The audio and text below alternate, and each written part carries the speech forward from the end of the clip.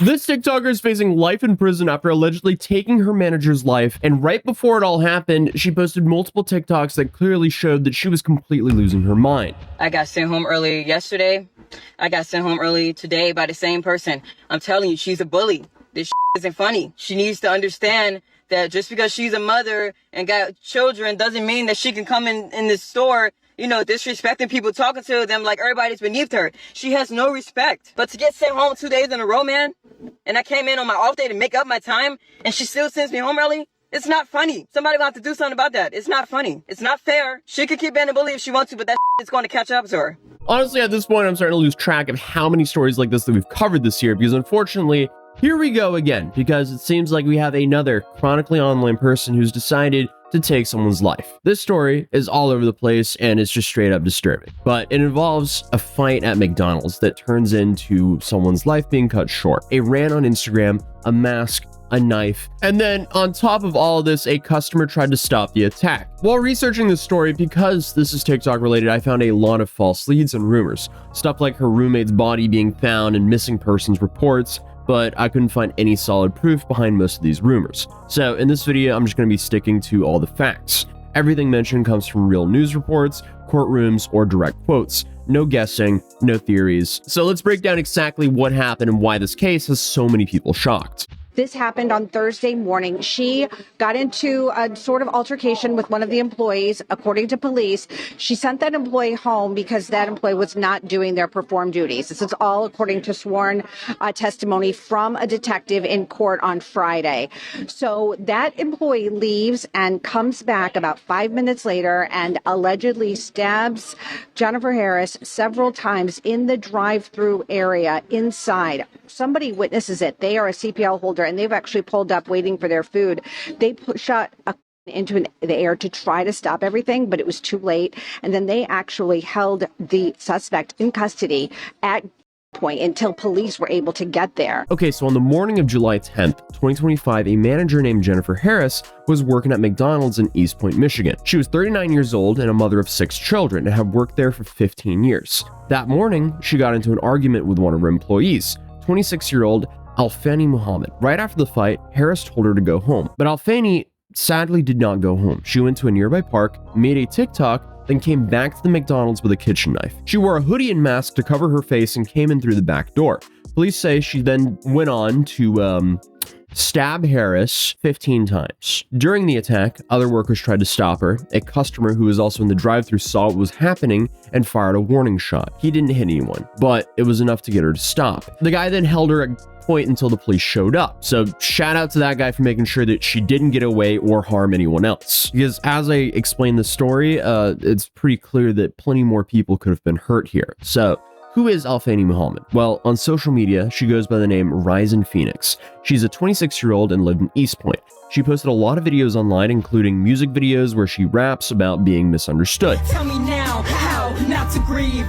Tell me why it was so easy for you to leave. I'm all for exploring new genres, but this is interesting. Sorry for everyone who had to watch that. And also, whoever the cameraman is here, maybe come forward, because I can't tell if we should feel sorry for you or if you might have committed a crime alongside of her.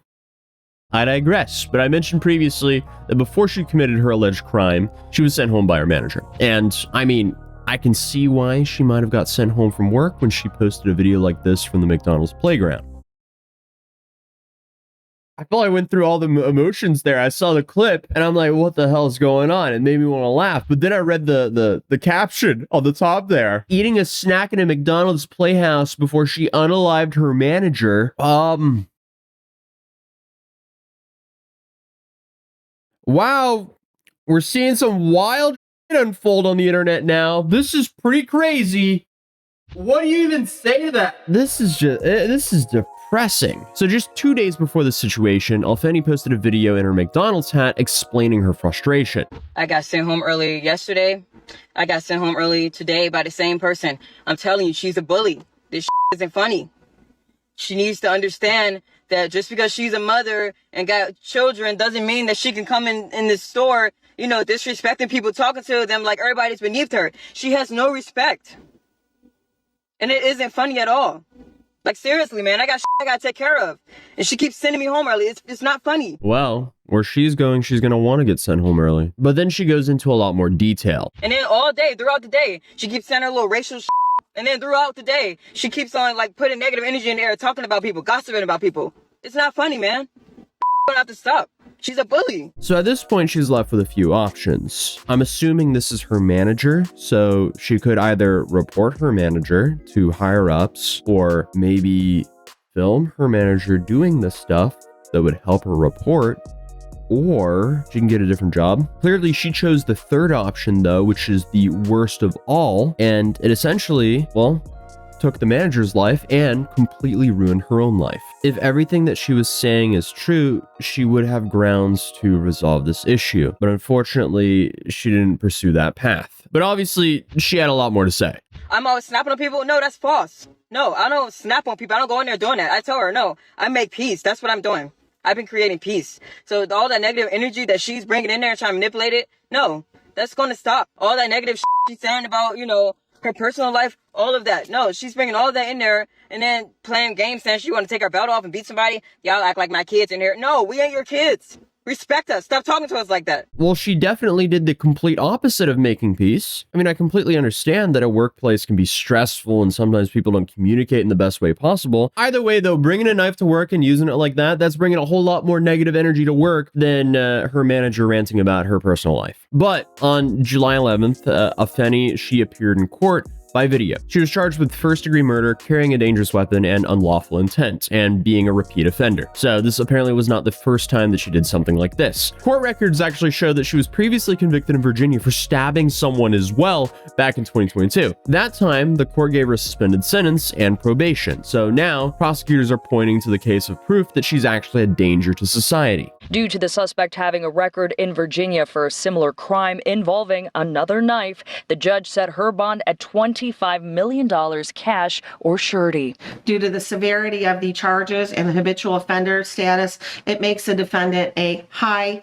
risk for flight. If convicted, Muhammad could be spending the rest of her life behind bars. During the hearing, the prosecutor said that she stabbed Harris up to 15 times. Alfeni's lawyer said that there were other parts of the story that people don't know yet. He also said that she had been in an abusive relationship and was dealing with alcohol issues, which we can assume is somewhat true considering the videos that we've seen. Tell me why it was so easy for you to leave. Is that an excuse for what happened, though? Absolutely not. But I guess we'll see how that defense tries to swing that in trial. The judge then set her bond at $25 million, so if she somehow managed to post that on her McDonald's wage, she will have to wear a GPS tracker, stay in Michigan, and report to her location every day, and stay away from the McDonald's and Harris's family. Alfeni is pleading not guilty to all charges, but here's what she's currently facing. First-degree murder, which means that her actions were intentional and premeditated. In this case, prosecutors say that she planned to stab her manager after being sent home. So with that, she can get life in prison without the possibility of parole if she's found guilty. Then, on top of that, she's also being charged with carrying a dangerous weapon with unlawful intent,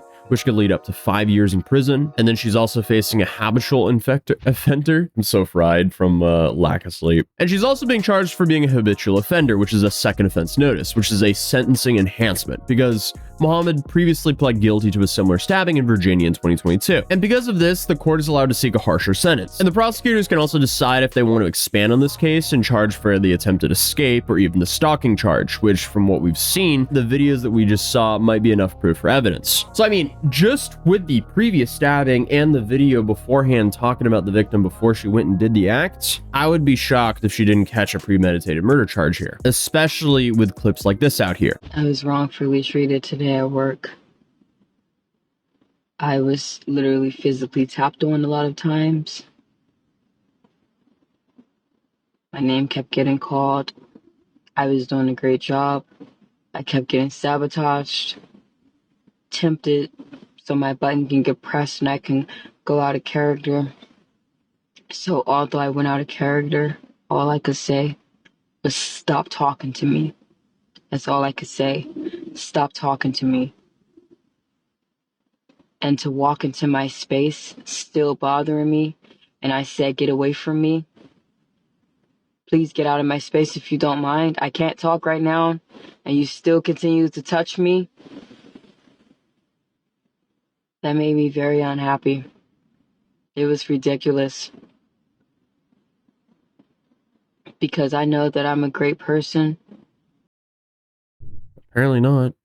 and I know I won't be tolerating that. So since they decided to bully me, let the universe show them what's next. Because it wasn't right. It was ridiculous. And there will be hell to pay for that. Without a doubt. Put her under the jail. Holy shit. Why is she using that filter as well? Then, of course, she made more threats as well, apparently.